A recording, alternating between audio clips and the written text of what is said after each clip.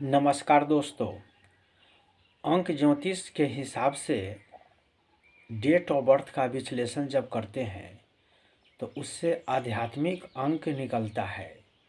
तो आध्यात्मिक अंक क्या है और उसका प्रभाव मानव जीवन पर क्या पड़ता है, संयुक्त अंक क्या है और संयुक्त अंक का हमारे जीवन पर क्या प्रभाव पड़ता है।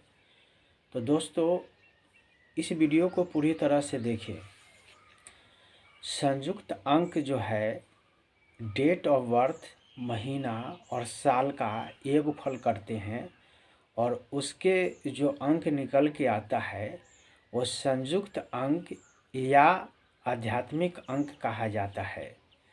डेट ऑफ बर्थ को जब जोड़ते हैं तो उससे एकल अंक निकल के आता है जिसको मूलांक बोलते हैं।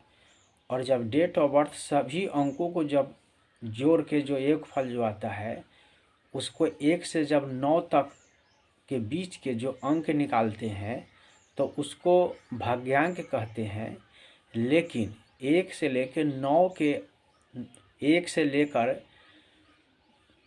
9 के जो अंक है उसको एकल बोलते हैं और इसको संयुक्त या आध्यात्मिक अंक बोलते हैं। तो एकल जो अंक होता है उसका फल महीने में ही और दिनों में ही उसका रहता है, लेकिन आपका संयुक्त अंक या आध्यात्मिक अंक का पूरे जीवन पर उसका प्रभाव पड़ेगा।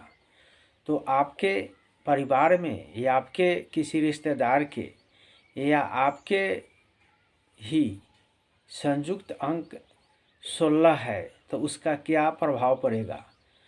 संयुक्त अंक 16 का हमारे जीवन पर उसका क्या प्रभाव पड़ेगा और संयुक्त अंक 16 से हम क्या क्या जान सकते हैं। दोस्तों, 16 अंक जो होता है उसका प्रतीकात्मक है कि एक बिजली का खम्भा एक मकान पर गिर रहा है।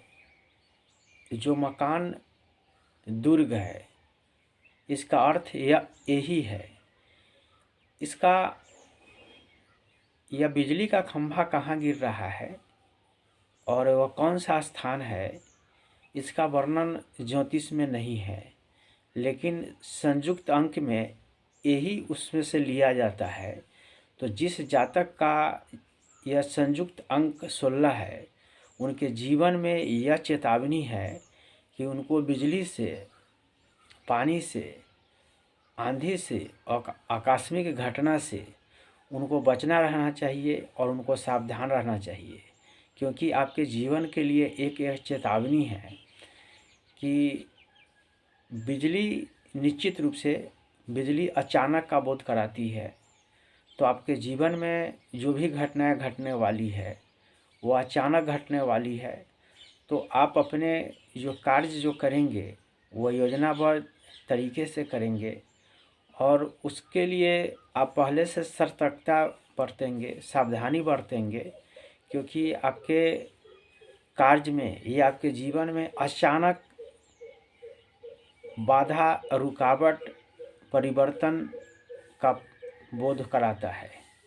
तो इन सब चीज़ों से बचने के लिए इस जातों को चाहिए क्या कि अपने जीवन की भावी योजनाओं को वो बना के करे और अपने इन चीज़ों को भी वह इस पर विचार करे कि अगर आपके जीवन में जो आप करने चले हैं उनमें अचानक कोई घटनाएं अगर आ जाए तो उस समय आप क्या करेंगे। तो निश्चित रूप से दोस्तों, जिन जातक के जीवन में यह अंक आया है उनके जीवन में निश्चित रूप से ऐसा ही चीज़ों उनके जीवन में देखने को और सामने फेस करने को मिला है, जो एकदम निश्चित है। यह एक प्रकार की आप कह सकते हैं कि गारंटी है। तो ज्योतिष में इस चीज़ को आप गारंटी दे सकते हैं और गारंटी आप ले सकते हैं, क्योंकि यह 100 में 100 सही है।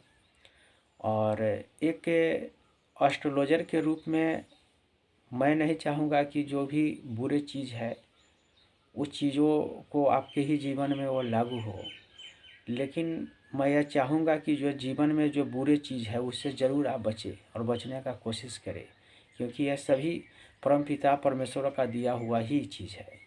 तो सुख और दुख, बाधा और सफलता, यह सभी इंसानों के कर्म में है और भगवान के हाथों में है। तो उसके फल के विषय में गीता में भी कहा गया है कि इंसान को सिर्फ कर्म करना चाहिए, फल का चिंता उसे नहीं करना चाहिए। इंसान को कर्म ही उसके हाथ में है, फल उसके हाथ में नहीं है।